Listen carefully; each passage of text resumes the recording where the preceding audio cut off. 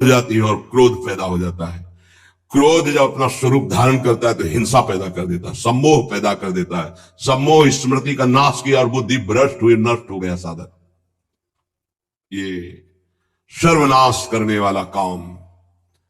सम्मोह माने मूढ़ता, घोर मूढ़ता, कुछ निर्णय करने की सामर्थ्य नहीं रह गई।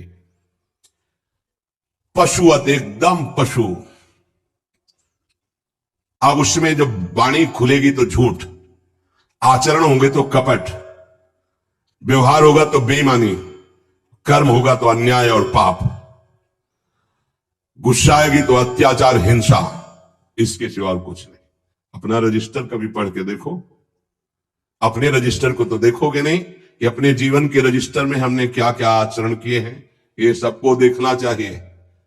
ये बात समझने की है, थोड़ा कड़वाहट जरूर है कि हम सब तत्काल भगवान को दोष देने लगते हैं, लेकिन भगवान चीख चीख के वर्णन कर रहे हैं, ऐसा मत करो इसका परिणाम ये है, ऐसा करो इसका परिणाम ये है।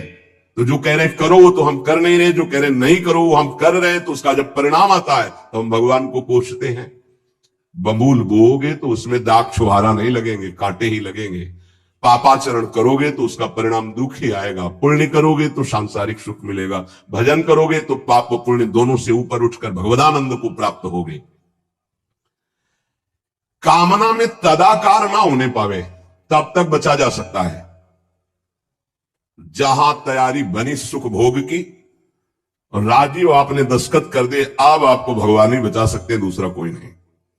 उस समय भगवान ही कोई ऐसी लीला कर दे तो बच सकते हो, अन्यथा नहीं बच सकते। तदाकार होना साधक का सर्वनाश हो जाना है। काम में तदाकार होना। 1 2 4 बार अगर आप ऐसी अवहेलना करेंगे तो आपका साथ देगा आपका हृदय और जलेगा, धिक्कार करेगा, बार बार कहेगा गलत है, कान पकड़ेगा, अब की बात नहीं।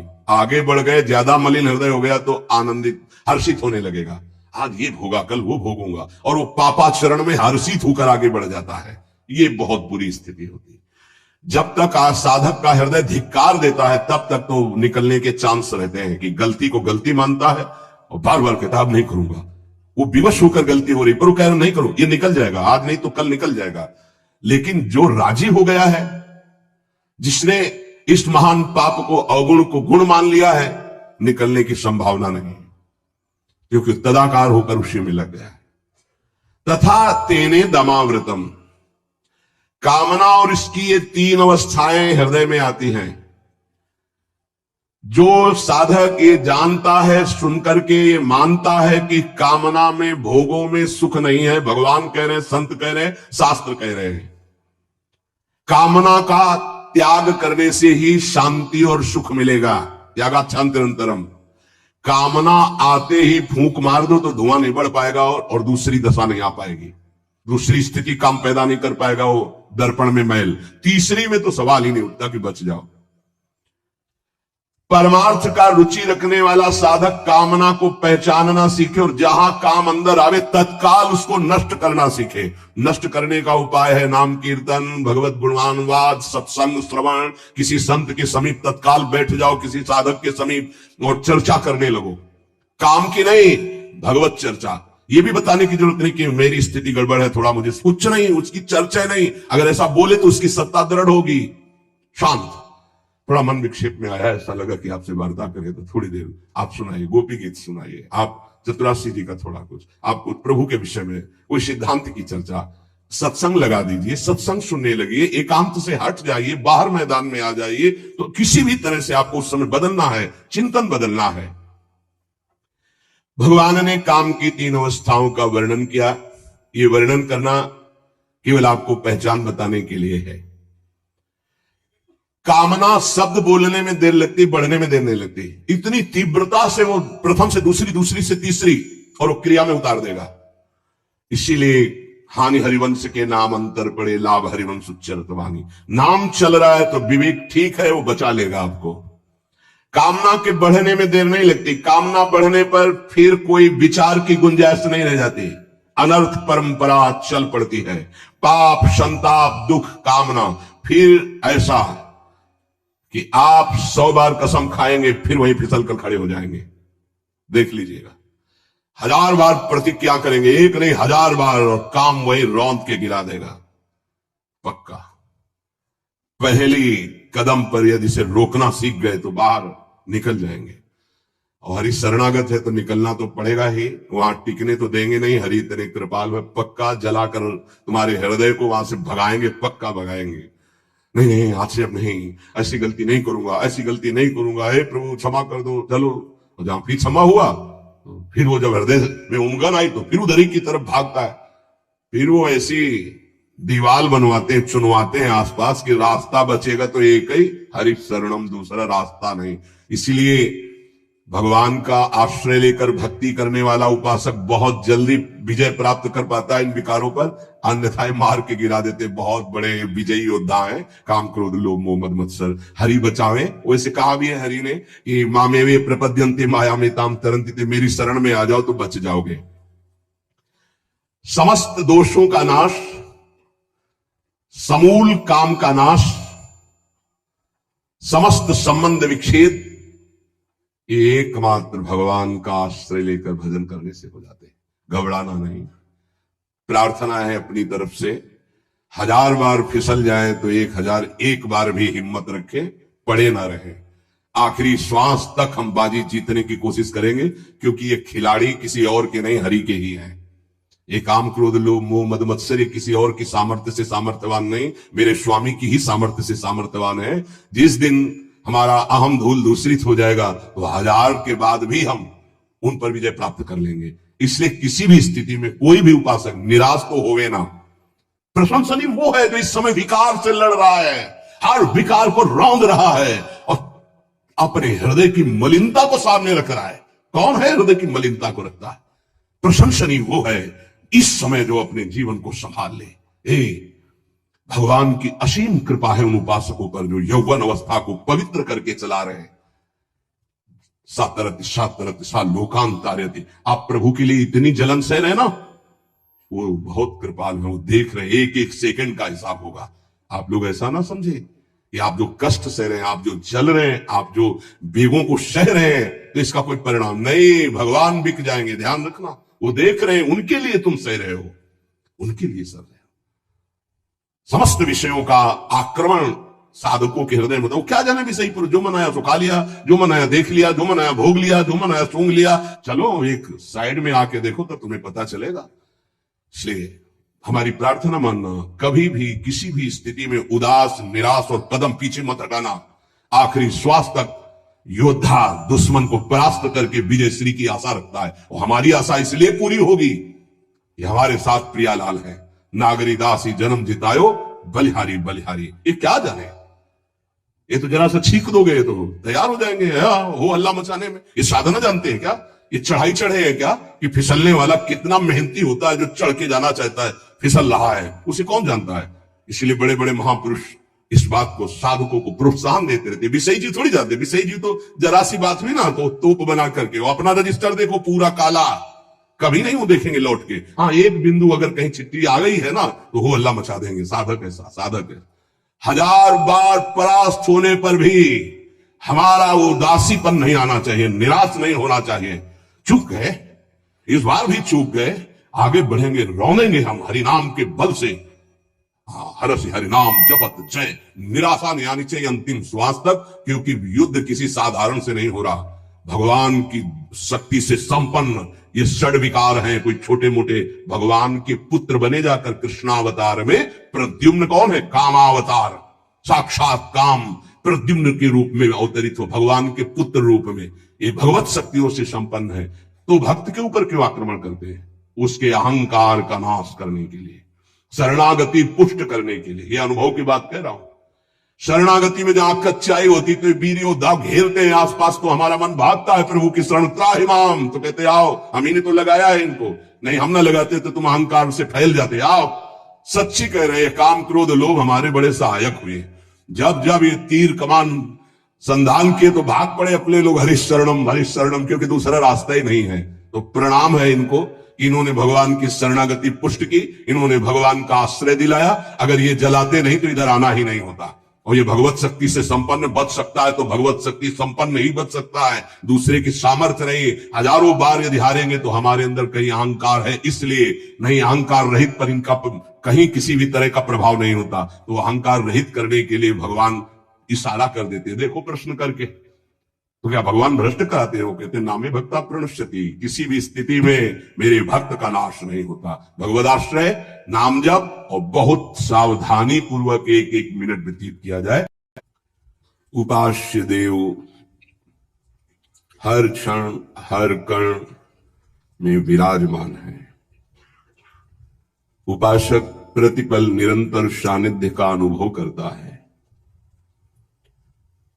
अगर निरंतर चित्त वृत्ति आराध्य देव के सानिध्य का अनुभव नहीं कर पा रही है तो अभी कोई और है आपका प्यारा, कहीं कोई और संबंध है, वस्तु, व्यक्ति, स्थान, पदार्थ, कुछ है। जब तक कुछ है तब तक इनका अनुभव नहीं होता। जब हृदय में एकमात्र केवल इनका चिंतन रह जाता है तब सानिध्य का अनुभव होता है। प्रतिपल, प्रतिक्षण, प्रतिकण में वो दिखाई देते हैं, अनुभव में आते हैं। उपासक की जब ये स्थिति प्राप्त होती तब भारी प्रेम की अद्भुत सुख वृत्ति उदय होती है। उसी सुख वृत्ति में उपास्य देव की लीलाएं प्रारंभ हो जाती हैं। जो दिव्य लीला वर्तमान में हो रही है उसका अनुभव होने लगता है। जैसे श्रीमद चतुरासी जी में जितनी लीलाएं वो सब वर्तमान में ही हो रही हैं।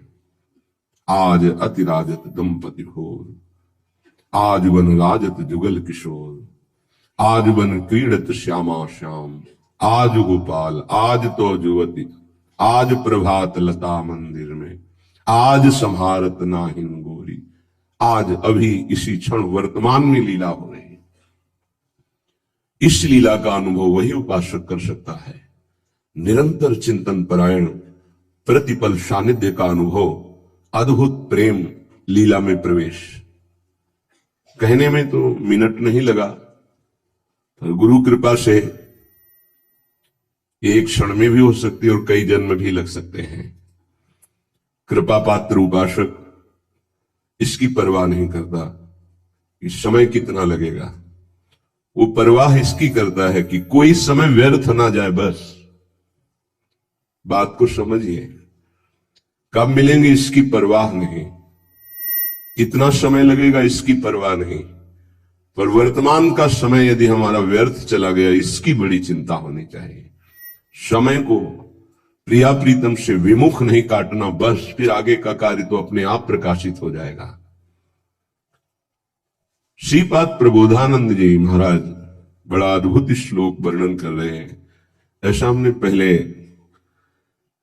कभी नहीं किसी वाणी में देखा जैसा वर्णन कर रहे हैं कि कदम्ब का ऐसा वृक्ष है जिसकी सीमा ही नहीं नापी जा सकती।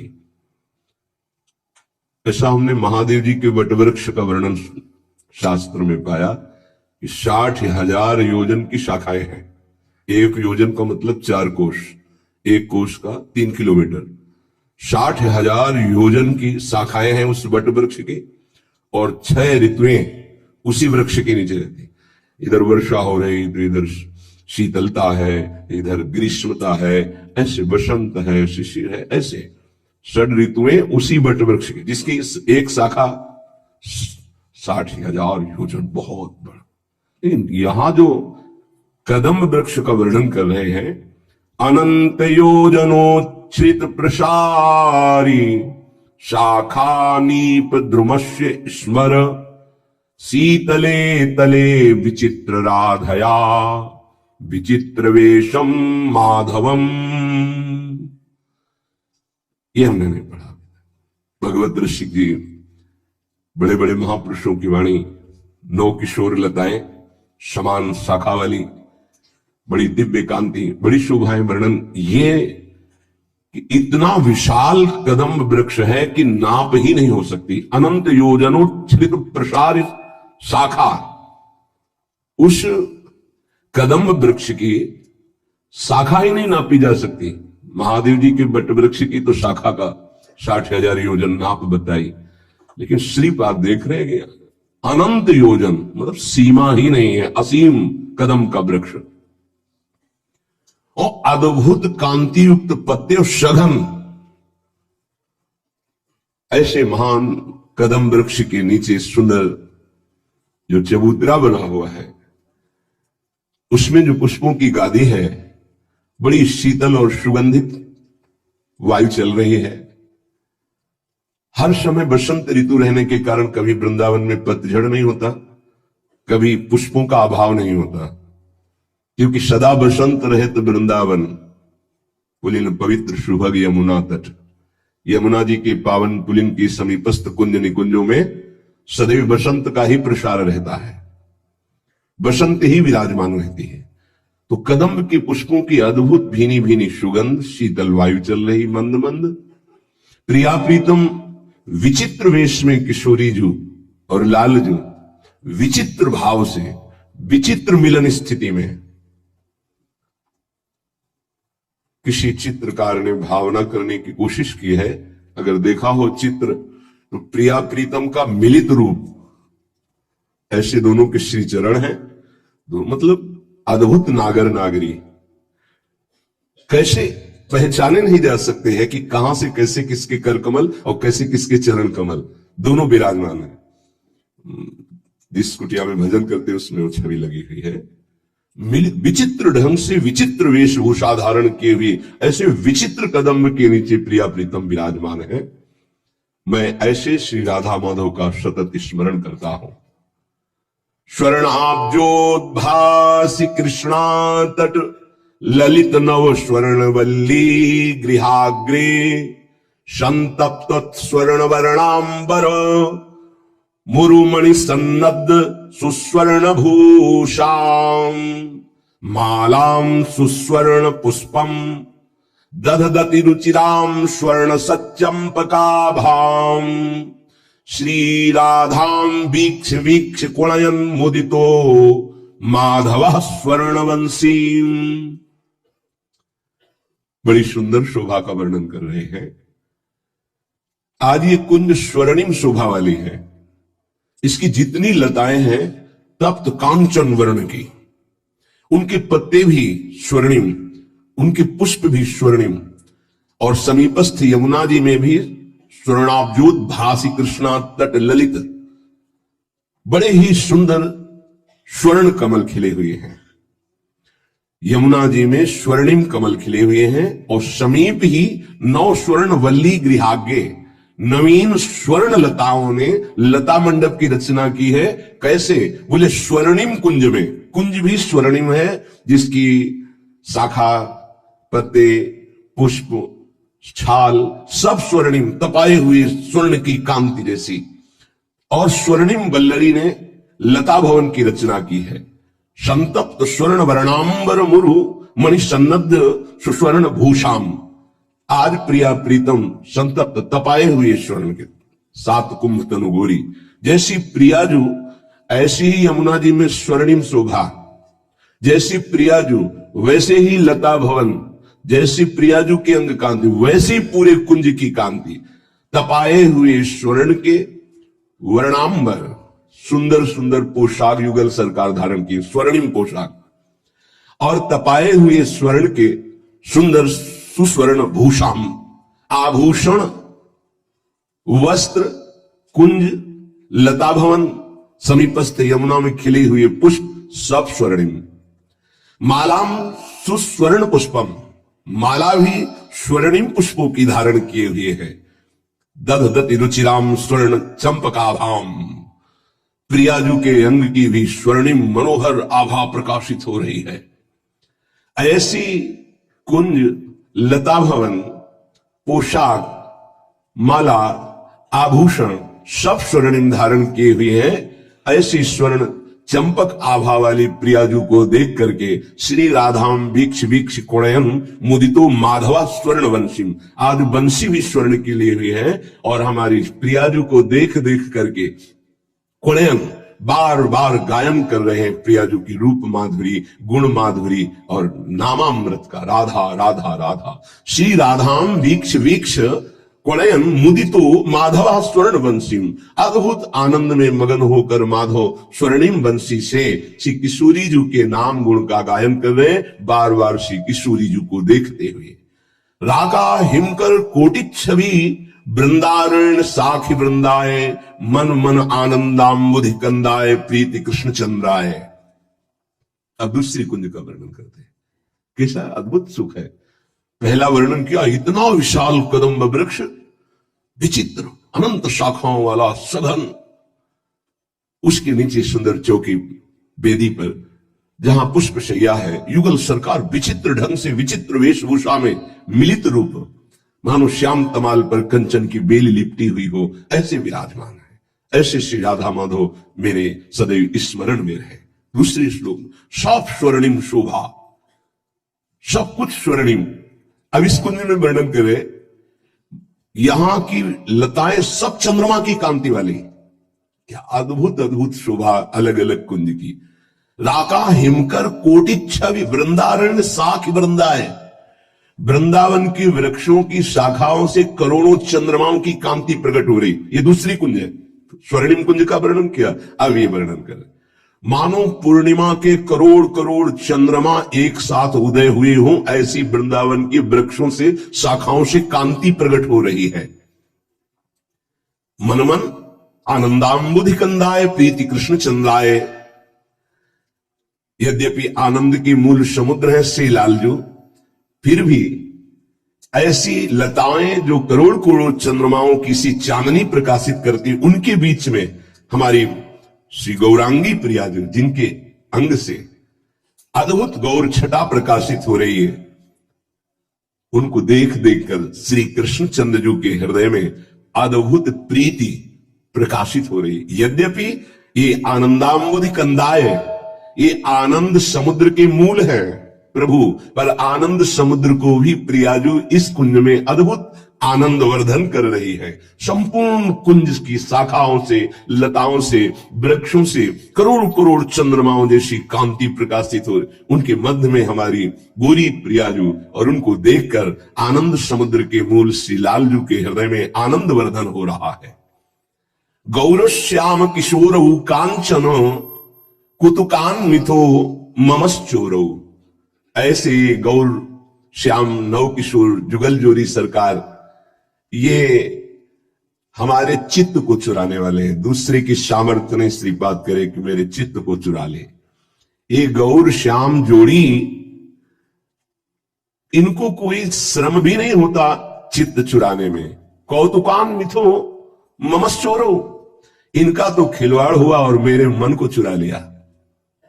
इसीलिए कहते हैं धैर्य पूर्वक वृंदावन का आश्रय लो, जिनको वास मिल गया है निर्भय निश्चिंत हो जाओ, बस नाम न छूटे। एक दिन ये खुद खेल खेल में, कदावा खेलंतो ब्रजनगर भी थी सुहृदयम हरंतो श्री राधा, ये हरण कर लेंगे। हरंतो श्री राधा, ये हमारे मन का, हमारे हृदय का हरण कर लेंगे खेलते खेलते।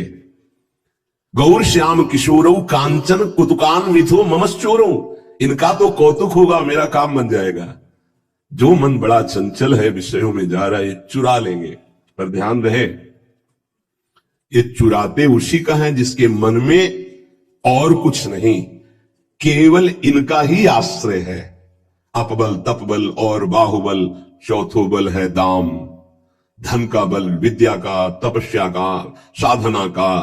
इसीलिए सर्वेषु साधन बले चरम निराशा, तो वर्षंत में सहजाद्भुत सौख्य धाराम श्री राधिका चरण रेणु महामिस्मरा। केवल किशोरी जी के चरणों का आश्रय और नाम जब चल रहा है, तो इनका खिलवाड़ होगा, हमारे मन को चुरा लेंगे।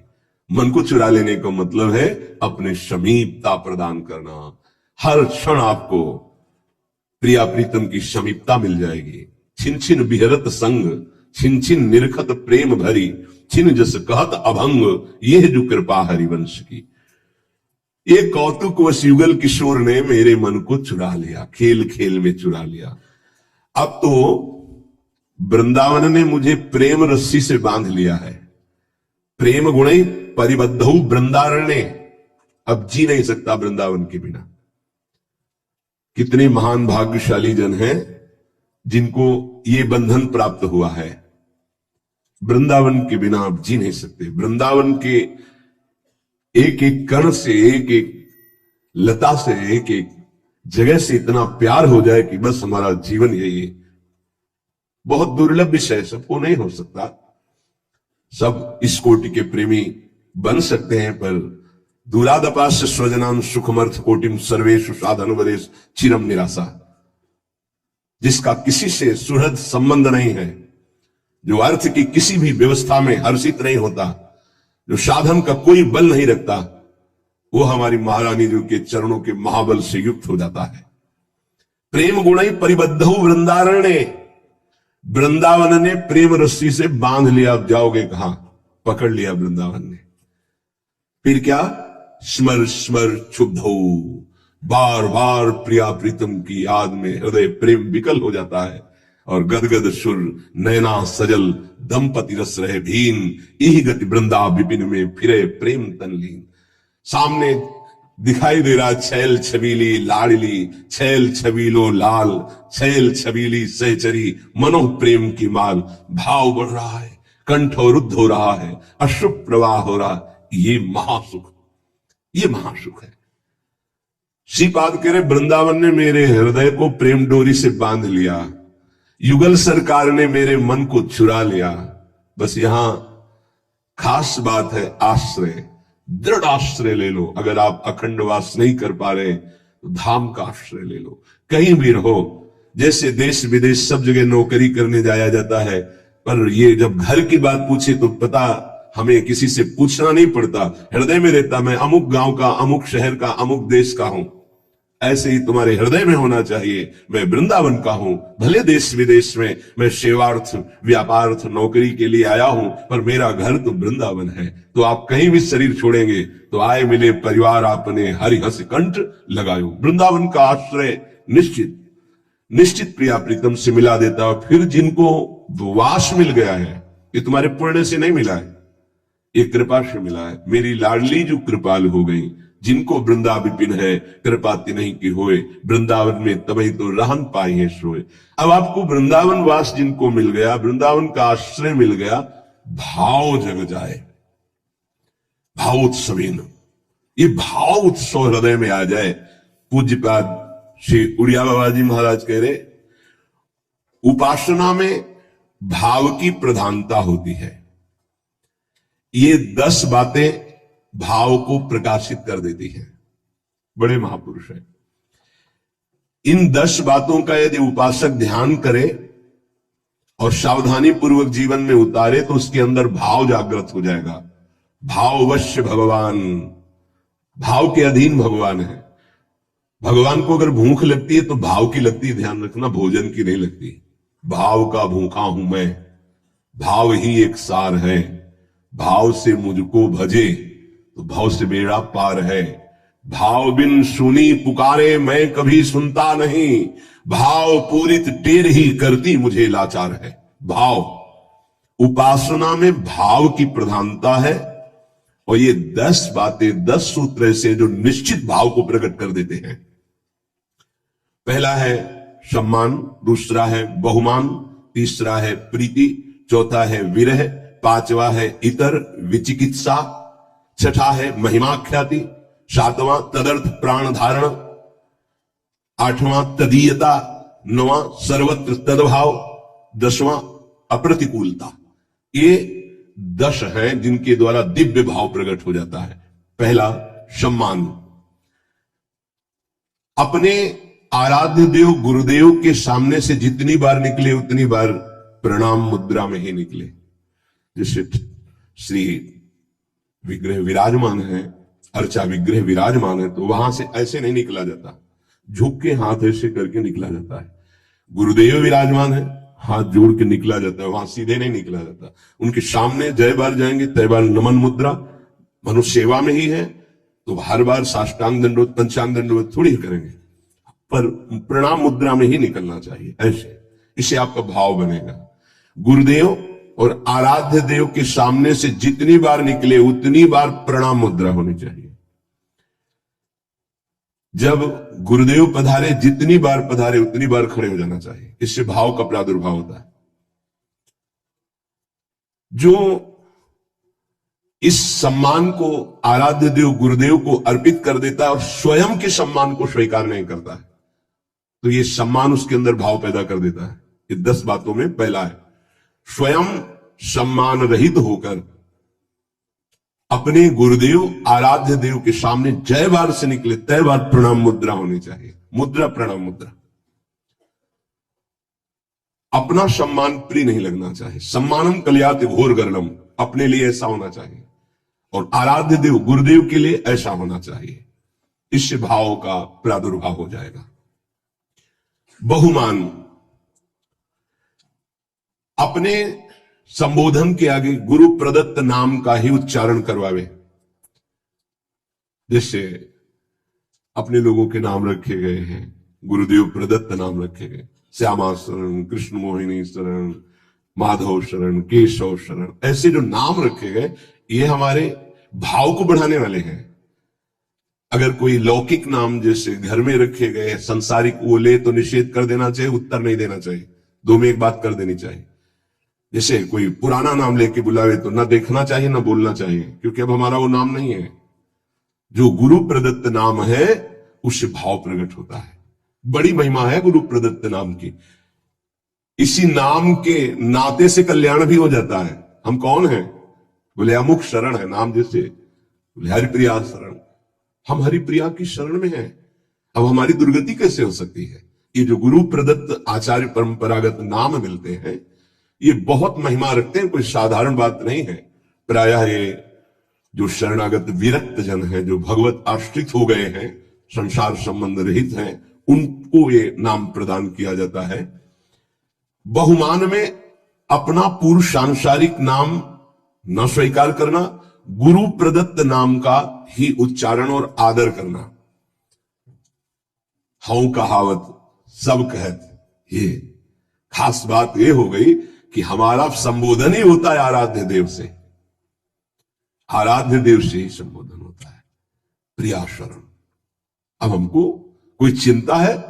गुरुदेव ने कह दिया कि तुम्हारा नाम क्या है? बोले प्रिया शरण, श्यामा शरण, लाडली शरण, सहचरी शरण। कितने सुंदर सुंदर गुरु प्रसाद से नाम मिलते हैं, ये गर्व का विषय है। हूं कहावत सब कह, अब कोई चिंता है? हम प्रियाजू की शरण, गुरुदेव ने कहा है। अपने नाम के विस्मरण की वृत्ति और गुरु प्रदत्त नाम के स्मरण में सुखी हो जाना। हम कौन है? अमुक शरण। पीछे का पुराना नाम कोई ले तो ना तो संबोधन स्वीकार करना चाहिए, अगर कोई परिजन है तो निषेध कर देना चाहिए, उसको पता नहीं है। अगर आप ऐसे नाम उच्चारण करते हो ठीक नहीं, हमारे गुरु ने जो नाम रखा है वही नाम रखना चाहिए, नहीं बोलना चाहिए। जैसे पुराने नाम में है तो नहीं बोलना चाहिए, वो संबोधन करे तो नहीं बोलना चाहिए। इससे गुरु कृपा से भगवदीय गुणों का हृदय में प्रादुर्भाव हो जाता है। गर्व से अपने गुरुदेव प्रदत्त नाम का स्मरण करना चाहिए। गर्व से, अरे हमको गुरुदेव ने कहा है कि आप अमुक शरण है, तो ये गर्व का भी। अब हमको क्या चिंता है, उन्होंने ये नाम रखा है। इस नाम का प्रभाव यह होता है कि इष्ट के सद्गुण उसमें जागृत होने लगते, नाम मात्र से। शरीर संबोधन नाम, ये बहुत गुप्त बात है, जल्दी ये सौभाग्य किसी को नहीं मिलता। जैसे मिला है सौभाग्य, इसकी रक्षा करो, इसकी रक्षा करो। जो तुम्हें नाम प्राण वल्लभा शरण, हाँ प्राण वल्लभा प्यारी जू, और उनकी शरण गुरुदेव ने कह दिया। आप क्या चिंता, प्राण वल्लभा देखेंगे। हमें गर्व होना है इस बात का कि हमारा नाम क्या है। बस हाउ कहावत सब कहत, ये ठसक अंदर बहुमान। इससे समस्त इष्ट देव के सद्गुण उसके हृदय में प्रकाशित होने लगते हैं, इष्ट देव का स्वभाव आने लगता है। दूसरा, कोई अपने इष्ट देव का नाम बहुमान, कोई इष्ट देव का नाम एकदम आश्चर्यचकित आनंदित होकर उसकी तरफ देखना, राधा राधा राधा राधा, श्री हरिवंश श्री हरिवंश श्री हरिवंश श्री हरिवंश। वो एक बार बोला, कई बार बोलकर उसके सामने हाथ जोड़ के झुक के खड़े, श्री हरिवंश। आपने आराध्य, अंदर प्रसन्नता, बहुमान, आराध्य देव का नाम उच्चारण किया, राधा राधा राधा श्री हरि, खड़े हो गए। सम्मान उसका, उससे हमारे आराध्य देव का बहुमान। पहला बहुमान में अपना नाम जो गुरु प्रदत्त है उसी को उच्चारण करवाना, उसी के संबोधन में बोलना। दूसरा, अपने इष्ट देव का कोई नाम ले ले तो क्या दे दूं इसको, क्या कर दूं, ऐसे हृदय में याद आ देखो, जो हरिवंश को नाम सुनावे, तन मन प्राण तासु बलिहारी।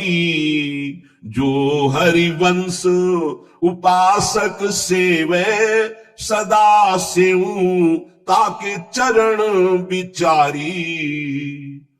कोई सुना दे, स्त्री हरिवंश, सेवक जी कहे तन मन प्राण सब बलिहार करता, अपने प्राणों को, अपने तन को, मन को उसके चरणों में बलिहार करता, उसने श्री हरिवंश बोला। देखो बहुमान गोस्वामी तुलसीदास जी, तुलसी जाके मुख से धोखे निकसत राम, ताके पग की पग तली, मोरे तनु की चाम।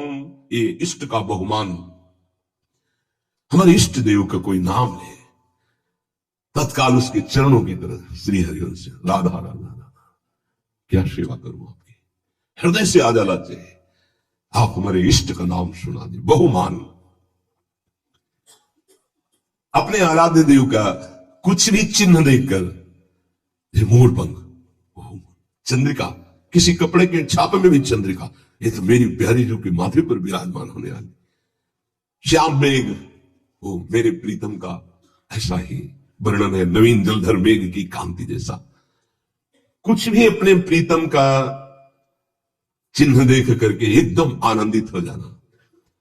जब वृंदावन से गुंजा की माला और माखन मिश्री रज महाप्रभु चैतन्य देव को प्रसादी में कोई ले जाता, पूरी में जब दहाड़ मार कर रोने लगते हैं, मानो साक्षात प्रीतम मिल गए हो।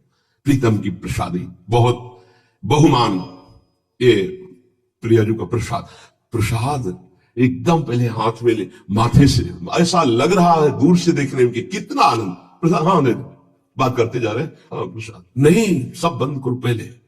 प्रसाद, अगर राजभोग प्रसाद डलिया आई है, पहले 4 परिक्रमा करो, उसकी प्रणाम करो, भगवत प्रसाद का सम्मान, प्रसादी वस्त्र का सम्मान, प्रसादी पुष्प का सम्मान, प्रसादी इत्र का, हर चीज जो हमारे प्रभु से, इष्ट देव से संबंध, बहुमान। प्रसाद, हाँ हाँ रख दो, फिर पालेंगे, अपमान हो गया नहीं, तत्काल पहले अगर आसन में बैठो तो उठो, खड़े होकर सम्मान करो प्रसाद का, माथे पे लगाओ, एक किनका लेके मुख में डाल लो, फिर पा लेना, पर पहले एक किनका मुख में डालो, सम्मान करो। और दाहिने हाथ से प्रसादम स्वामिन्या स्वकर तल दत्तम प्रणयतः, अपने हाथ में, पहले हाथ में लीजिए, थोड़ा लाइए प्रसाद, फिर बाद में देखेंगे। पहले प्रणाम, आते ही बहुमान प्रसाद का होना चाहिए, खड़े हो जाना चाहिए, जिससे प्रसाद आया खड़े हो, प्रसाद आया, प्रभु का प्रसाद आया। अगर माला प्रसादी मिल रही, माथे पर रखे, एक आनंद का, मेरे प्रभु ने प्रसाद भेजा है, तुलसी दल मिला हो, मेरे प्रभु की चरण प्रसादी, बहुमान। प्रसाद में बहुत सावधान, एक भी किनका ऐसे नहीं, जैसे आप पारवश भोजन नहीं हो, प्रसाद है इसलिए बहुत सावधानी। एक भी किनका तुम्हारे पत्तल दोना में नहीं बचना चाहिए। श्री जी का भोग लगता है, प्रसाद है, उतना ही पत्तल में डलवाओ जितना उदर पोषण कर, चाट चाट के। हमने संतों को देखा है खप्पर में, जैसे नारियल के सन्यासी जन, जैसे रजपात्र में अपने विरक्त जन, 2 बूंद पानी डाल के धो के पी लिया। प्रसाद का किनका भी नहीं रहना चाहिए। अब आजकल तो ऐसे प्रसाद पाते हैं कि आधा पाया आधा नहीं, बोले नहीं, पशु पक्षी तो ऐसे पाओ, एक पत्तल रखो, पर एक रोटी तुम रखो, एक रोटी उसमें निकाल के रख दो, फिर पवाओ तो तुम्हें बहादुर माने। ऐसे और जीव पाएंगे तो बड़ी दया है, तो आधी रोटी आप पालो, शेष पहले निकाल के रख दो, फिर हाथ धो के आचमन करके सम्मान से पवाओ जाके। उच्छिष्ट करके फेंकना ये अपराध माना जाता है। प्रसाद उतना ही प्रसाद लो जितना आप चाट कर पत्तल पा जाओ, 1-2 बूंद पानी डाल के 2 नाम पी गए। प्रसाद की जितनी महिमा आपको कैसे बताए। प्रसाद में राधा वल्लभ लाल जी की खिचड़ी का प्रसाद सुबह सबको बंटता है, पीछे जब झांकियां आदि होती, संयोग वशात झांकी दर्शन में ऐसा भाव है कि खड़े रहे वही मंदिर, फिर एकदम ध्यान आया कि खिचड़ी प्रसाद नए उस समय कोई परिचय किसी से ज्यादा, पीछे गए तो बोले प्रसाद तो बट गया। तो जहां प्रसाद बटा था वहां 8-10 दाने से एक एक दाना बीन करके जब उसको पाया, फिर दोबारा दर्शन करने गए तो कुछ और ही भाव। प्रसाद को जितना भाव से लेंगे उतना ही आपके अंदर भाव बढ़ेगा। चरणामृत, मेरे प्रभु का स्नान कराया हुआ चरणामृत बड़े भाव से, अगर वस्त्र कोई रुमाल या ऐसे जरूर लगा ले, चरणामृत लेने में ऐसे जरूर लगा, ये वैष्णव पद्धति है। ऐसे लिया और वो कहीं ऐसे टपक के तुम्हारे पैरों में पड़ा, ऐसे नहीं, जब ऐसे चरणामृत ऐसे लेकर के भगवत प्रसाद का, अब जैसे प्रसादी पुष्पमाला आदि से और आपके चरणों में पड़ जाए नीचे तो आपके सारे सुकृत नष्ट हो जाएंगे। एक बार सुनाया कि काशी के नरेश की, जो काशी नरेश जी थे, उनका एक बगीचा था जो भगवान शिव के लिए ही पुष्पों के लिए था, पर वो स्वयं पूजा करते थे तब वो पुष्प आते थे। और भगवान विश्वनाथ जी के अनन्य पार्षद पुष्पदंत जी ने देखा तो उनको लगा कि कुछ पुष्प, बहुत बड़ा बगीचा है, सबसे पहले हम चयन करके, तो वो तो दिव्य तनुधारी अंतर्धान होकर बगीचे में प्रकट होते और पुष्पों का चयन करके अंतर्धान हो जाते। रोज जो सेवक जन थे वो कहते, प्रभु कोई चोर आता है और पुष्प चुरा ले जाता है, तुम्हारी पहरेदारी कैसे? बोले, प्रभु कोई साधारण चोर नहीं है, आसपास से पूरे सैनिक होते हैं, ये कोई दिव्य चोर है। विद्वानों की मंडली रहती थी राजाओं के पास, सलाह किया तो उन्होंने कहा अगर कोई दिव्य है तो भगवान शिव के जो प्रसादी बिल्व पत्र है वो बगीचे में डाल दिया जाए, तत्काल पकड़ा जाएगा, उसकी सारी सिद्धियां नष्ट हो जाएंगी। ऐसा ही किया गया, बिल्व पत्र डाल दिए। जे ही पुष्पदंत जी उतरे, उनको पता तो था नहीं, तो जे ही चरण रखा सब शक्ति खत्म। प्रसादी तुलसी, ये ध्यान रखिएगा, जैसे मंदिर जाते हैं तो कई बार देखा है तुलसी जी ऐसे पड़ी, बहिर्मुख बाहरी लोग पैसे के बल से खरीद लिए और सावधानी रखी नहीं तो तुलसी ऐसे गिरती चली जा रही, या वहां से लाए प्रसादी तो सावधानी नहीं रखी, वो गिरती चली जा रही। तो कदम बहुत देख के अगर उस प्रसादी पुष्प और तुलसी पर चरण पड़ गए तो तुम्हारे सुकृत नष्ट हो जाएंगे। बड़ी सावधानी की जरूरत उपासना में। पुष्पदंत जी ने पुष्प चयन के अंतर्ध्यान का संकल्प किया, हुए ही नहीं, तब दृष्टि गई तो ओहो, ये तो महादेव की प्रसादी पर पैर पड़ गया। तत्काल अंदर से बहुत पश्चाताप किया और शिव महिमा स्तोत्र की रचना की, तत्काल दिव्यता एवं अंतर्ध्यान हो गए।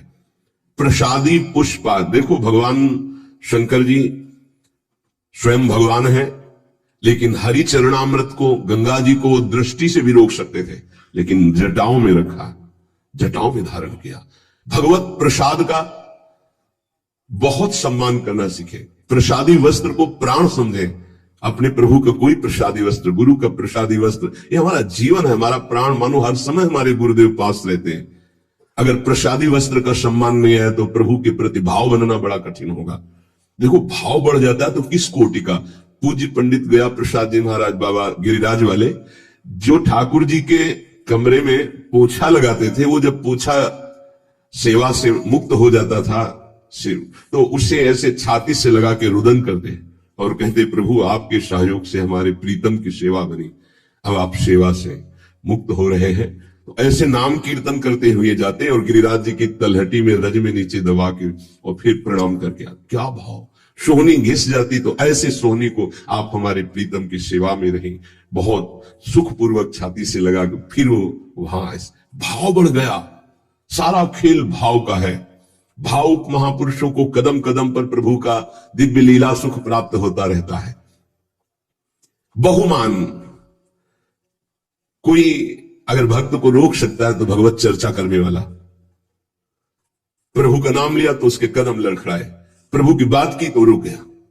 बहुमान, ये आराध्य देव संबंधी आपके प्रति बहुमान, इसमें अपने नाम से लेकर यहां तक इसे बहुमान, ये जो बहुमान है ये भाव प्रदान करता है, पर ये बहुमान आराध्य देव गुरुदेव अपने प्रति मान शून्यता। तीसरा है प्रीति। जो हम नाम जप करते हैं, जो गुरुदेव ने दिया है नाम, उसमें अपार प्रीति होनी चाहिए। आज तक का अनुभव कि सबसे कठिन काम है गुरु प्रदत्त नाम और मंत्र को निरंतर चलाना। अरे पता ही नहीं चलता है, बकवासी मन कब जो है सरक जाता है, नाम से हट जाता है, फिर एकदम ध्यान करो तो फिर वैसे।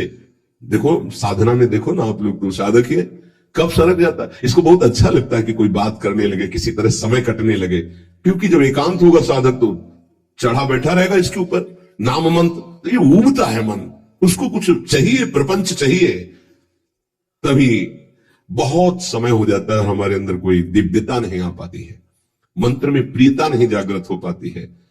जो गुरुदेव ने दिया है नाम मंत्र, विशेष आदर, विशेष सम्मान, उसके सामने कुछ नहीं, उसके आगे कुछ नहीं, ये बिल्कुल हृदय में बैठा लो भाव उत्पन्न करने के लिए। कोई आकर के आपको कह दे कि ये मंत्र जपो बहुत जल्दी आपको लाभ मिलेगा, देखो आपको वो मंत्र मिला, अभी तक कुछ अनुभव में आया कि नहीं आया, तो पर धर्मो भयावह नहीं। हमें जो गुरुदेव ने दिया है उसी से परीक्षा भी हो सकती है। गुरुदेव प्रदत्त नाम और मंत्र में अत्यंत प्रीति होना, बड़े भाग्यशाली, तभी तो भाव बढ़ता है। बड़े भाग्यशाली उपासक हैं जिनको यह सिद्धांत हृदय में बैठ गया, गुरुदेव प्रदत्त नाम मंत्र। ये हमने बहुत से शास्त्रों में पढ़ा, बहुत से संतों से भी सुना, गुरु प्रदत्त नाम मंत्र, वो बैठ जाना चाहिए हृदय में। पातंजल जी, सातु दीर्घकाल निरंतर सत्कार सेवितो दृढ़ भूमि, जो गुरु प्रदत्त नाम मंत्र है उसे दीर्घकाल तक निरंतर आदर पूर्वक, महिमा इस बात की है कि निरंतर आदर पूर्वक उसको जपा जाए तो दृढ़ भूमि, निष्ठा जागृत हो जाएगी। गुरु प्रदत्त नाम मंत्र ग्रंथ उपासना में आसक्ति हो जाना। अगर गुरुदेव ने वाणी जी दी है तो आजीवन उस वाणी का परिवर्तन नहीं होना चाहिए, बदलाव नहीं होना चाहिए कि अब तो 184 जी पुरानी हो गई, हम दूसरी। पूज्य सदगुरुदेव भगवान की जो 42 लीला वो काफी पुरानी हो गई थी, तो जिससे पुराने पन्ने हो जाए तो जल्दी में ऐसे करो तो हानि होने की संभावना होती, फट जाने की। कई जगह ऐसा तो निवेदन किया महाराज जी, एक नई राधा वल्लभ जी के कार्यालय में मिलती तो लाख नहीं, ये गुरु प्रदत्त है, ऐसे नहीं। तो अब नई पाठ में भले प्रयोग कर ले, वो अपने जो गुरु प्रदत्त वाणी है, ये भाव बढ़ाने के लिए है, तभी भाव आएगा। गुरु प्रदत्त माला, गुरु प्रदत्त वाणी, इनका बड़ा आदर, गुरु प्रदत्त नाम, गुरु प्रदत्त मंत्र, गुरु प्रदत्त उपासना, गुरु प्रदत्त बात, यही हमारे जीवन को भाव में प्रकाशित करेगी। चौथा, विरह। आराध्य देव गुरुदेव की स्मृति से व्याकुलता पैदा होती है। सही मानो ये एक ऐसा शब्द है विरह जो हर समय सानिध्य का अनुभव कराता है। ये बड़ा रहस्यमय है। शब्द तो है विरह, पर हर समय संयोग सुख प्रदान करता रहता है। शब्द है संयोग, पर हर समय व्याकुलता रहती है। इसका रहस्य प्रेमी जन ही जानते हैं। ऐसी जी होत जो जी सो जी मिले, तन सो तन समाई ले, तो देखो कहा हो प्यारी। विरह हृदय से हृदय लगा हुआ तो नेत्र विरही हो रहे, देखो कहा हो प्यारी। और नेत्र देख रहे हैं तो तन में विरह संचार, प्रेम का बड़ा सूक्ष्म स्वरूप। गुरुदेव की समीप है, गुरुदेव की स्मृति में है, आराध्य देव की स्मृति में है, पर एक अंदर से व्याकुलता बनी रहती है। समीपता होने पर भी मनो कभी मिले ही नहीं, एक व्याकुलता, एक अतृप्ति। भरत जी महाराज कह रहे हैं आज तक प्रभु श्री राम को भरनेत्र नहीं देखा। ये हमारे प्रिया प्रीतम दोनों एक ही पुष्प गादी पर विराजमान हैं।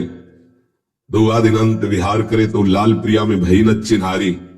प्रेम का कैसा स्वरूप है ये, नित्य नवम। ऐसा लगता है कि कभी देखा ही नहीं, कभी मिले ही नहीं, नित्य नवम। विरह। आराध्य देव गुरुदेव की स्मृति में चित्त गदगद होकर व्याकुलता पूर्वक उनके सानिध्य के अनुभव की मांग हृदय में। सानिध्य होते हुए भी सानिध्य, तन मन के बिछड़े नहीं पर चाह बढ़े, इससे भाव बढ़ता है। अपने आराध्य देव गुरुदेव का सानिध्य मिला हुआ है, पर फिर भी कहीं ऐसा न हो जाए, कहीं अधिक प्रीति मन भाव संदेह। जब कोई आश्रय नहीं है, कोई साधन बल नहीं है, जो कुछ है सो गुरुदेव है, तो व्याकुलता पैदा होती, फिर वही विरह रूप धारण करता है। आराध्य देव के विरह में तो बड़े भाग्यशाली जन, कोई विरले ही होते हैं जो डूबते हैं, लेकिन उससे भी भाग्यशाली जन होते हैं जो गुरुदेव के विरह में, जैसे श्री विठल विपुल देव जी महाराज, श्री सेवक जी महाराज, बड़े बड़े ऐसे महापुरुष गुरुदेव के विरह। आराध्य देव गुरुदेव के चिंतन में हृदय गदगद है, मिलन की प्रबल आकांक्षा है और सामने वो मिले हुए हैं। इसीलिए कह रहे हैं विरह प्रतिपल संयोग का अनुभव कराता है। विरही जब पुकारता है तो सामने होता है जिसको पुकारता है, और संयोगी जब हृदय से लगा होता है तो अंदर से ही होता है, कहीं बिछुड़ न जाए। कभी कभी तो ऐसा अनुभव ही हो जाता कि बिछुड़ गए। अंक स्थिति पिदयते किमपि प्रलापम हा मोहलेति मधुरम विदधत्य कस्मात्। गोद में विराजमान होते विहा मोहन हा, वो क्वासी क्वासी वृषभानु नंदिनी बिलपत विपिन। बड़ा सूक्ष्म विषय। हृदय करुणा से भरता रहे उनकी स्मृति में। ऐसी व्याकुलता प्रेम समाधि प्रदान करती है। आंख खुली हुई बैठा हुआ पर अंदर से खोया, अचानक कोई है जी मानो वहां है ही नहीं। अपने आराध्य देव गुरुदेव के प्रति ऐसी विकलता, ऐसा गाढ़ चिंतन। बड़े भाग्यशाली हैं जिनको ये चिंतन प्राप्त हो जाता है। उठते बैठते, खाते पीते, चलते फिरते मधुर स्मृति आराध्य देव गुरुदेव की,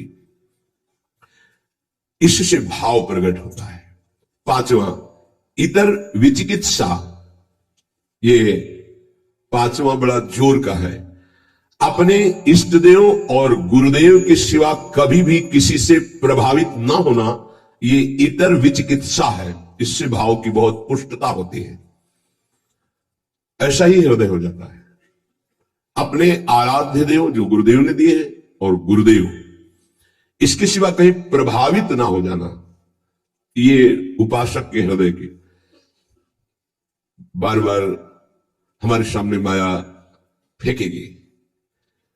किसी से प्रभावित ना होने का मतलब आपके सीधे व्यक्ति पर जा रही होगी दृष्टि, नहीं। केवल व्यक्ति नहीं, किसी वस्तु से, किसी पद से, किसी से भी प्रभावित ना होना, किसी से भी प्रभावित ना हो। ये अनन्य इष्ट निष्ठ में, गुरुनिष्ठ में होती है इतर विचिकित्सा।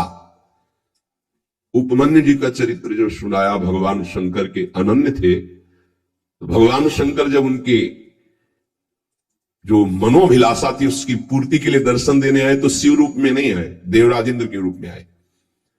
अंबा जी और भगवान शिव एरावत पर बैठे हुए इंद्र और शची के रूप में, हर शिव पार्षद देवता के रूप में। वरम ब्रूहि, वरदान मांगिए। आंख खोला, देखा, प्रणाम त्रिभुवनपति, आपको तो न मैंने पुकारा है और ना आपका मंत्र जपा, ना आपसे मेरी कोई चाह है। नहीं, वरदान मांगिए। नहीं, मुझे आपसे नहीं चाहिए, आपको प्रणाम है, आप यहां से जा सकते हैं। महाभारत में उनका जो तुम चाहोगे मैं तुम्हें प्रदान कर दूंगा। वरदान मांगे। बोले भगवान शिव मुझे कुत्ता बना दे स्वीकार है, आप देवराजेंद्र बनावे तो मुझे स्वीकार नहीं, आप यहां से चले जाइए, मुझे आपसे कोई वरदान नहीं चाहिए। पहली प्रणाम मुद्रा थी, दूसरी रुद्र रूप। फिर उन्होंने शिव निंदा शुरू कर दी क्योंकि भगवान शिव ही थे। तब उन्होंने कहा ऐसा मत समझिए कि आप मेरे आराध्य देव की निंदा करके यहां से सुरक्षित जा सकते हैं। अगर हमने मंत्र बल का प्रयोग किया तो मैं हमारे एरावत सहित समस्त पार्षदों सहित तुम्हें यही भस्म कर सकता हूं भगवान शंकर के प्रभाव से, इसलिए आप सम्मान पूर्वक अभी वापस चले जाइए। फिर भी नहीं माने क्योंकि शिव ही थे। तत्काल अघोर मंत्र का प्रयोग करके भस्म करने की जीवित संकल्प वृत्ति की नंदिकेश्वर ने रोक दिया और देखा साक्षात गौरांग गंगाधर महादेव और त्रिपुर सुंदरी भगवती लौट गए चरणों। बोले तुम्हारी अनन्य निष्ठा देखकर मैं बहुत प्रसन्न हूं। वरदानों की झड़ी लगा दी। इतर विचिकित्सा, अपने इष्ट देव गुरुदेव के सिवा अन्य किसी से प्रभावित न होना। हमारे ही प्रभु द्वारिकाधीश है, कोई और थोड़ी है। यहीं से मथुरा, मथुरा से द्वारिका। लेकिन जो नित्य विहार रस है, अवतार लीला से बिलद, जो हर समय नवनिवृत्त निकुंज में विहरण करते रहते हैं प्रिया प्रीतम, वहीं से तो आए हैं ब्रज लीला में प्रभु। चतुर्भुज महानेश्वरशाली द्वारिकाधीश विठलदास जी दर्शन करने नहीं गए। हरिवंश महाप्रभु के शिष्य प्रियालाल की अनन्य उपासना सुबेदार पद पर थे। कई बार सुनाया है, नहीं गए नहीं गए कहने पर भी हमें आवश्यकता नहीं। हमारे प्रिया, हमारे नेत्र की जो भूख है वो मनो मृणाल भूषण भूषित भुज श्याम अंश पर डाली। मैं इस शोभा का पान करता हूं। मेरे ही प्रभु है माना, मुझे कोई इसमें नहीं, पर मेरे अंदर भूख ही नहीं, मैं क्या देखूं। इतर विचिकित्सा, अपने इष्ट और गुरुदेव की सेवा नहीं। जब उनके वस्त्र को झिटका, कहां है जैसे श्री हरिवन श्री हरिवन श्री हरि, रोम रोम से गंगा यमुना बाई के ऊपर विपत्ति श्री हरिवन, वही नाम वही रूप वही लीला, इष्ट अनन्य अपने इष्ट में, अन्य कोई नहीं। इतर विचिकित्सा ये भाव को बहुत पुष्ट कर देती है, और कोई बिरला इस पर टिक पाता है। इसीलिए तो भाव दे और भाव प्राप्त होना कठिन है। भगवान स्वयं कहते हैं कि मैं भाव पूरी तेर ही करती मुझे लाचार है।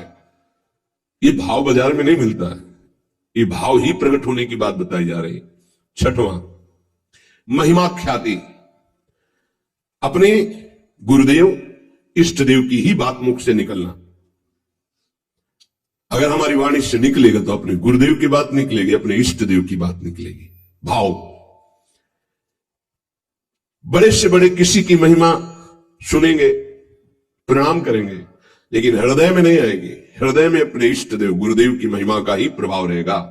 वाणी से हम महिमा गायन करेंगे तो अपने इष्ट देव और गुरुदेव की महिमा ख्याति, इष्ट देव गुरुदेव की महिमा के सिवा अन्य ना हमारी श्रवणेंद्रिय। देखो आचार्य चरण, रसना कटो जो अन रटो, निरख अन फुटो नयन, श्रवण फुटो जो अन सुनो, श्री राधा जस बहन। ये हमारे हृदय की निष्ठा हो जानी चाहिए। अगर हृदय में कुछ भाव की गुदगुदी होगी तो इष्ट और गुरुदेव के वचन सुनकर, उनकी महिमा सुनकर, उनके संबंध से, अन्यथा नहीं। ये आना ही चाहिए उपासक के हृदय में। हृदय में ये महिमा ख्याति बैठ जानी चाहिए तो भाव प्रबल होता है। सातवां, तदर्थ प्राण धारण। अपने इष्ट देव गुरुदेव के लिए ही प्राण धारण करना। श्री भगवान ने भी कहा मदगत प्राणा, यहां तदर्थ प्राण धारण। मेरे प्राणों का कोई महत्व नहीं रहा। मेरे प्राणनाथ के चरणों में प्राण समर्पित हो गए। अब वो अभी चाहे ले ले, वो 10 वर्ष बाद चाहे ले ले, वो जैसे हमारे प्राणों का हमारे लिए कोई अस्तित्व नहीं। कान भय प्राण में, प्राण भय कान में, ही हमें न जान पड़े कान है कि प्राण है, ये उसी के होता है जो तदर्थ प्राण धारण। ये प्राणों का हमारा अस्तित्व नहीं रहा, हमारे स्वामी का अस्तित्व प्राणों पर है। मेरे प्राणनाथ श्री श्यामा। फिर आपको क्या परेशानी? तदर्थ प्राण धारण है। अब चाहे हमारे प्राण रहे या जाए, हमें क्या चिंता? अगर इनकी चिंता है तो इसका मतलब प्राण समर्पित नहीं है, मदगत प्राणा नहीं हुआ। अपने गुरुदेव इष्ट देव के लिए प्राण धारण करना। इसीलिए ये जो बड़े बड़े महापुरुषों के चरित्र सुनते हैं ना, तो इष्ट देव को प्राण समर्पित है, उन्होंने स्वीकार कर लिया। अब क्या उनको प्रश्न नहीं है, कोई उनको कोई पीड़ा नहीं है, पीड़ा होते हुए भी पीड़ा नहीं है। प्राण छूटने का भय उसको होता है जिसके प्राण होते हो, तो उनके प्राण प्राणनाथ के पास पहले ही समर्पित हो चुके, उनको क्या भय। अपने इष्ट देव गुरुदेव के लिए प्रत्येक क्रिया अनन्य भाव से होना ही प्राण धारण करना है, तदर्थ प्राण धारण करना है। हमारे शरीर से, हमारे प्राणों से जो चेष्टा होगी वो आराध्य देव और गुरुदेव की आज्ञा के अनुसार उन्हीं के लिए होगी, तदर्थ उन्हीं के लिए होगी। तब प्राणों का समर्पण हो जाता है। हमारे प्राणनाथ श्री श्यामा है, उन्हीं के लिए, वही हमारे गुरुदेव है, गुरुदेव ही श्यामा जो है, उन्हीं की आज्ञा में, उन्हीं के लिए मेरा जीवन समर्पित है। उनकी आज्ञा में प्राण रहे चाहे चले जाए, इसकी परवाह नहीं। तदर्थ प्राण धारण, इससे भाव पुष्ट होता है। आठवां, तदीयता। अपना संबंध केवल इष्ट देव गुरुदेव से, हमारा और कोई नहीं है। तदर्थ प्राण धारण। अब तदीयता, सर्वस्व हमारे इष्ट देव गुरुदेव है, सर्वस्व, उनके सिवा हमारा कोई नहीं है। ये सिद्धि है, ये साधना नहीं। ये जिसके हृदय में आ गई उसकी सिद्धि है। ना कोई मेरा, तुम्हें माता च पिता तुम्हें हो, तुम्हें हो बंधुश्च सखा तुम्हें हो, तुम्हें हो विद्या द्रविणम तुम्हें हो, तुम्हें हो सर्वम मम देव देव। ये है तदीयता। आप ही मेरे माँ हो, आप ही मेरे पिता हो, आप ही मेरे इष्ट, आप ही मेरे सब कुछ हो। धन हो, संपत्ति हो, विद्या हो, संबंधी हो, रिश्ते जितने हो सब आप ही हो। तदीयता, अपने इष्ट गुरुदेव के अलावा और कहीं किसी से प्रियता ना रह जाना, इसका परिचय। अगर आपसे कह दिया कि आपको किसी से संबंधी से बात नहीं करना है, वो आपने छुप के बात की, फिर कभी पूछा आपने बात की नहीं, तो आपकी प्रधानता उस संबंधी की हो गई, गुरु संबंध इष्ट की नहीं। हाँ भी, तो आपने गलती क्योंकि मना किया था, भूल से हो गई, आगे से कभी दोबारा शिकायत नहीं मिलेगी। तो तदर्थ प्राण धारण जो वृत्ति थी वो तदीयता में बदल गई। जहां तदीयता आई, भाव की लहर उठने लगती। केवल मेरे इष्ट देव गुरुदेव। देख लो अनन्य रसिकों की चरित्रों को पढ़ करके देख लो आप। आश्चर्य, छोटी सी वाणी है रसिक अनन्यमाल। देखो रसिक अनन्यों के चरित्र पढ़ के देखो, होश उड़ जाएंगे कि ये किस धरा के हैं, कैसे कैसे उनके साथ व्यवहार हो रहे हैं और कैसे कैसे उनके भाव है। आश्चर्यचकित व्यवहार में तो कहीं कोई समझ ही नहीं सकता कि ऐसा कैसे हो सकता है। तदीयता, सब कुछ अपने इष्ट को मानना, गुरुदेव को मानना। देखो ये भाव है, भाव आ गया तो भाववश भगवान अधीन हो जाते हैं। ये भाव की बात है। तदीयता, सब कुछ अपने इष्ट को मानना, गुरुदेव को मानना। इष्ट और गुरुदेव एक है। इष्ट ही गुरुदेव के रूप में आके साधन का रहस्य समझाते हैं। जब साधन बनता है तो अनुभव जो होता है वो गुरुदेव का ही होता है। गुरु साक्षात परब्रह्म, वही इष्ट रूप में अनुभव में आ जाते हैं। इष्ट और गुरुदेव दो नहीं है, कहने में केवल दो है। 9, सर्वत्र तदभाव। बहुत सुंदर बात है, अद्भुत क्रम है। तदर्थ प्राण धारणा, तदीयता और तदभाव, सर्वत्र तदभाव। गुरुदेव अखंड मंडलाकारम व्याप्तमेन चराचरम, मेरे गुरुदेव की सत्ता है। हम किसी को नमस्कार कर रहे हैं, अपने गुरुदेव को नमस्कार। मेरे गुरुदेव सब जड़ चैतन्य में व्याप्त गुरुदेव है। जैसे आकाश जहां भी देखो आपको मिलेगा, ऐसे ही ब्रह्मानंदम परम सुखदम केवलम ज्ञान मूर्तिम द्वंद्वातीतम गगन सदसम तत्वमस्यादि लक्ष्यम एकम नित्यम विमल अचलम सर्वधी साक्षिभूतम भावातीतम त्रिगुण रहितम सद्गुरुम तम नमामि। गगन सदृशम, जैसे आकाश सर्वत्र, ऐसे हम कहीं भी हैं अपने गुरुदेव के नीचे हैं, गुरुदेव की चरण छत्र छाया में है, गुरुदेव के सानिध्य में। कहीं भी देखूं आकाश दिखाई देगा, मैं जहां भी देखता हूं मेरे गुरुदेव विराजमान नजर आते हैं। सर्वत्र तद्भाव, इष्ट देव गुरुदेव। सर्वान्वस्ततया निरीक्ष परम स्वाराध्य बुद्धि। धीरे धीरे भाव बदल जाएगा। व्यक्ति का महत्व नहीं रह जाता, इष्ट का महत्व जागृत हो जाता है। फिर इष्ट ही दिखाई देते, व्यक्ति नहीं दिखाई देता।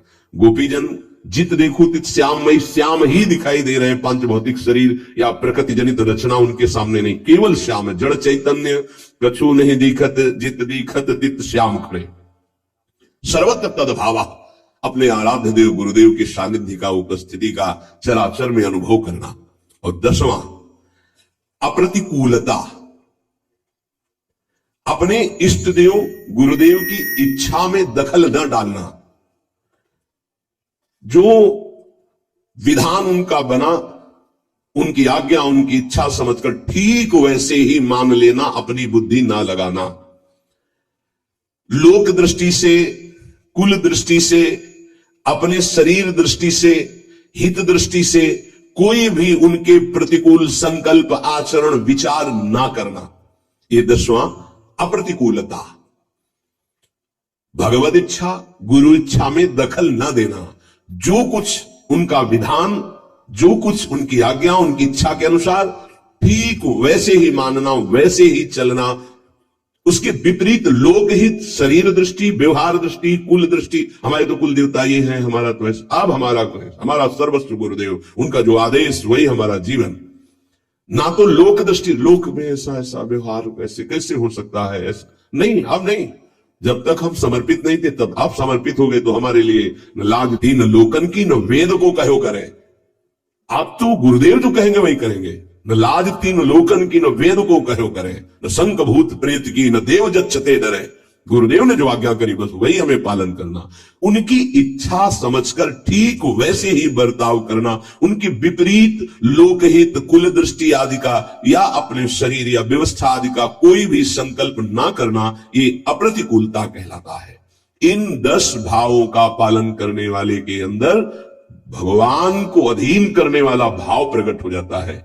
सम्मान, बहुमान, प्रीति, विरह, इतर विचिकित्सा, महिमाख्याति, तदर्थ प्राण धारण, तदीयता, सर्वत्र तद्भाव और अप्रतिकूलता, ये 10 भाव हैं। संशय न करे इसमें। ऐसा कैसे हो सकता है कि ऐसा नहीं। संशय आत्मा को ना तो परमार्थ का सुख होता है और ना स्वार्थ का सुख होता है। संशय आत्मा विनश्यति, प्रायः देखा गया है कि जो विषयों में आसक्त होते हैं वो तत्काल क्यों म्यों करके संशय कर बैठते हैं। अच्छा कैसे हो सकता है, ऐसा कैसे हो सकता है। तुम्हारी बुद्धि अगर लाभ लेना चाहती तो पहले स्वीकार करो ऐसा ही है। अब उसको पाने के लिए, उसको समझने के लिए साधन करो, तुम्हारे हृदय में अनुभव में आ जाएगा कि ऐसा ही है। संशय थोड़ी किया जाता है। संशय करने वाला ना